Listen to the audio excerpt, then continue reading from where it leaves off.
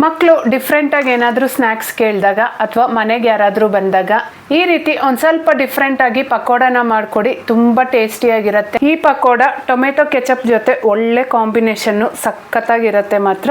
ಬನ್ನಿ ಯಾವ ರೀತಿ ಮಾಡೋದು ನೋಡೋಣ. ಮೊದಲಿಗೆ ನಾನಿಲ್ಲಿ 2 ಸ್ವೀಟ್ ಕಾರ್ನ್ನ ತೊಗೊಂಡಿದ್ದೀನಿ. ಈ ಸ್ವೀಟ್ ಕಾರ್ನ್ನ ಕಾಳೇನು ಬಿಡಿಸ್ಕೊಂಡಿರ ಈ ರೀತಿ ಸಣ್ಣ ಸಣ್ಣಕ್ಕೆ ಕಟ್ ಮಾಡ್ಕೋಬೇಕು.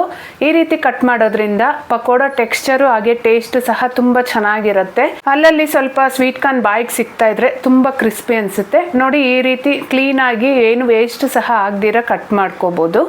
ಈಗ ಇದನ್ನು ಒಂದು ಮಿಕ್ಸಿಂಗ್ ಬೌಲ್ಗೆ ಹಾಕ್ಕೊಂಡು ಹಾಗೇನೆ ರುಬ್ಬೋದಕ್ಕೆ 1 ಇಂಚಷ್ಟು ಶುಂಠಿ, 2 ಹಸಿಮೆಣಸಿನ್ಕಾಯಿ, 1 ಸ್ಪೂನಷ್ಟು ಸೋಂಪು ಹಾಕ್ಕೊತಾ ಇದ್ದೀನಿ. ಸೋಂಪು ಬದಲಾಗಿ ಜೀರಿಗೆ ಸಹ ಹಾಕ್ಕೋಬಹುದು. ಹಾಗೇನೆ ಒಂದು ಚಿಕ್ಕ ಗಡ್ಡೆ ಬೆಳ್ಳುಳ್ಳಿ ಸಹ ಹಾಕ್ಕೊಂಡು ಇದನ್ನ ರುಬ್ಕೋಬೇಕು.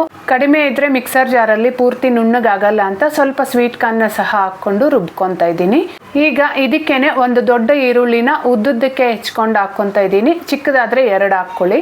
ಹಾಗೇನೆ ಒಂದು ಸ್ವಲ್ಪ ಕರಿಬೇವಿನ ಎಲೆ ಸಹ ಹಾಕ್ಕೊಂಡು ರುಚಿಗೆ ತಕ್ಕಷ್ಟು ಅಚ್ಕಾರದ ಪುಡಿ, ಹಾಗೇನೆ ಸ್ವಲ್ಪ ಚಿಟಿಕೆಯಷ್ಟು ಅರಶಿನ ಸಹ ಹಾಕ್ಕೋಬೇಕು. ಹಾಗೇನೆ ರುಚಿಗೆ ಬೇಕಾಗಿರೋಷ್ಟು ಉಪ್ಪು ಸಹ ಹಾಕ್ಕೊಂಡು ಇದನ್ನ ನೀರೇನು ಹಾಕ್ದಿರ ಹಾಗೇನೆ ಚೆನ್ನಾಗಿ ಮಿಕ್ಸ್ ಮಾಡ್ಕೋಬೇಕು. ಕೈಯಲ್ಲೇ ಈ ರೀತಿ ಚೆನ್ನಾಗಿ ಕಿವುಚಿ ಮಿಕ್ಸ್ ಮಾಡೋದ್ರಿಂದ ಈರುಳ್ಳಿ ಹಾಗೆ ಸ್ವೀಟ್ ಕಾರ್ನಲ್ಲೇ ನೀರಿನ ಅಂಶ ಇರುತ್ತಲ್ಲ, ಅದೆಲ್ಲ ಒಂದು ಸ್ವಲ್ಪ ನೀರು ಬಿಟ್ಕೊಳತ್ತೆ.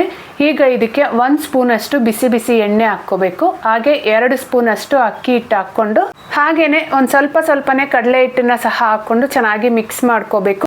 ಇದಕ್ಕೆ ಮತ್ತೆ ಎಕ್ಸ್ಟ್ರಾ ನೀರೇನು ಹಾಕೋಷ್ಟಿಲ್ಲ. ಒಂದು ಸ್ವಲ್ಪನೇ ಹಿಟ್ಟನ್ನ ಹಾಕ್ಕೊಂಡು ಪಕೋಡ ಹಿಟ್ಟಿನ ಹದಕ್ಕೆ ಕಲಸಿಟ್ಕೋಬೇಕು. ಅಂದರೆ ಒಂದು ಸ್ವಲ್ಪ ಗಟ್ಟಿಯಾಗಿ ಇರಬೇಕು.